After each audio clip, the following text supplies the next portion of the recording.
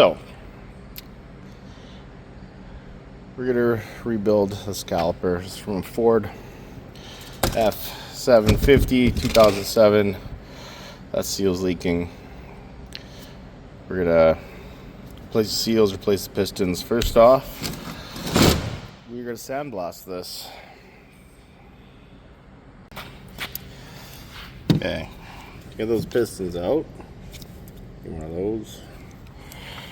Put it in there.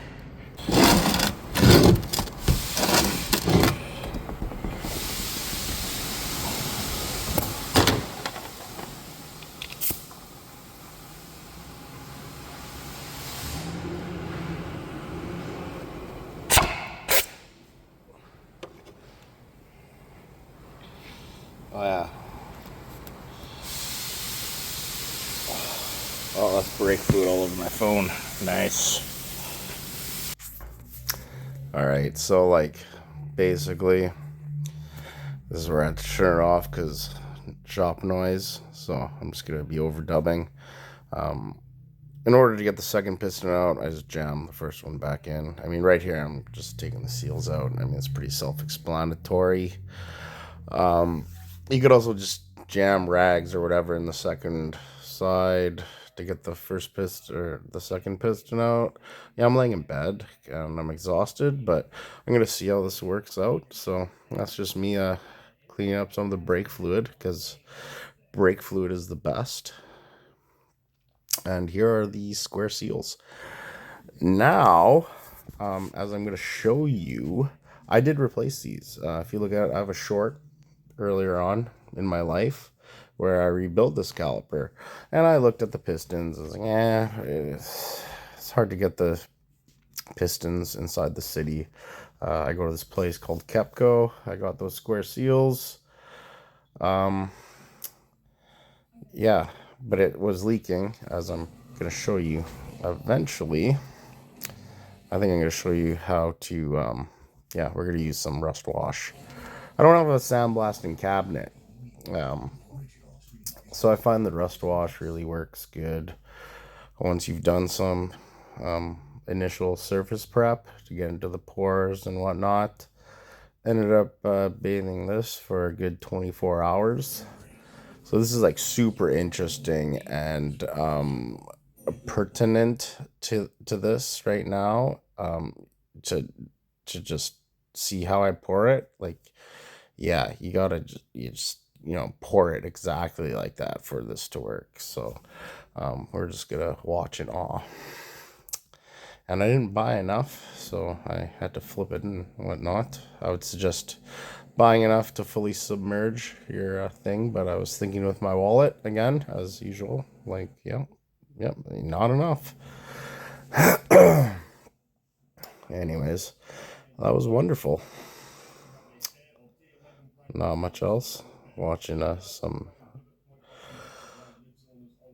Oh, and okay. Anyways, so here I'm going to show you the pistons. This is the damage.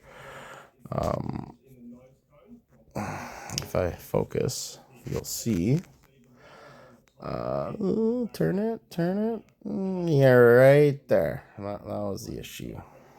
That was that little bit. This is the other one, not leaking. Like, there's some marks, but that's just superficial. I guess I don't know what kind of coating that is, but yeah, that right there. That was, and you see that's where the seal is riding. So basically in the middle of that piston. So yeah, anyways, here is the rust washed caliper, sandblasted, looking very nice. Ideally, where that one pad sat, you would want to machine it. I don't have a mill. Not a big deal. And you're gonna want to tape off those cylinders. Yeah, just painting to make it look good. Just beautiful. Okay, so now here, the important part. You're gonna mainly see my hands because, yep. So I got these from Rock Auto. I thought I had a clip of the part numbers, but the part numbers are going to be different unless you have a Ford F-750. So, yeah, very easy to find. There are two diameters, I think 66 and 70. I don't know. Something else. I don't know. Something is when you're greasing up, I used a grease, which was the wrong grease. There's this thing called like red rubber grease that you should use. It's really hard to get though. I mean, normally I would just use brake fluid, but this is a spare that is going to be in storage. So I wanted something that would help with. I mean, I could have filled the caliper with brake fluid, but still, then in storage, it's shitty and brake fluid likes to, absorb moisture from the air. So there's a scientific word for that. But anyways, just greasing it up.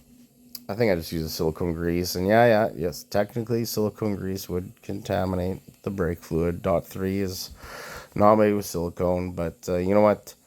For this, probably not going to matter too much, to be honest. You're going to be bleeding brakes when you install it, flushing the brake fluid.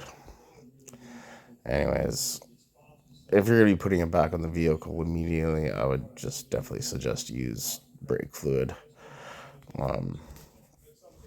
Or get the actual grease for rubber. I think it's like a vegetable oil base.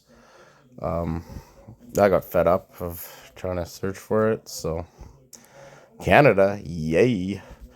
Maybe just use vegetable oil. I don't know. Whatever. So for this type of caliper, some you can't do it this way, but you can put the boot on the piston first. Some you cannot do this way. And you just see, as I show you, and once I waste a bunch more time, with my veiny arms and big belly, just greasing it up, lathering it real up there real good. If I was able to use these things, you would hear when you actually hear the air being pushed out. Oh, here you go. Yeah, that's it. If it doesn't, if you need to use some sort of force to get these in, probably something else is wrong. I struggle here a little bit, but yeah. Yep, there you go. Not supposed to be a lot of force when you install these. So,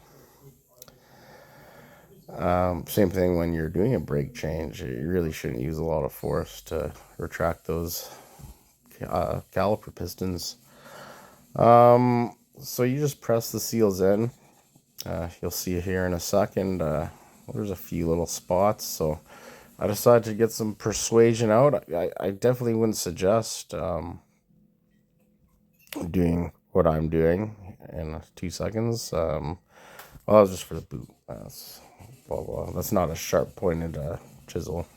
So, but I take a screwdriver. Where's the screwdriver? Give me that. Yeah, see, I'm like right there. I'm like, I don't really like that.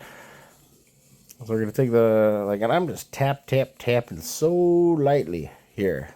Just a few spots that I thought maybe it wasn't quite seated, but there's no pressure on those seals. Like, if those seals are blowing out, then your seals are leaking. So I mean, really, yeah. If you clean up the caliper super nicely, those seals just push right in.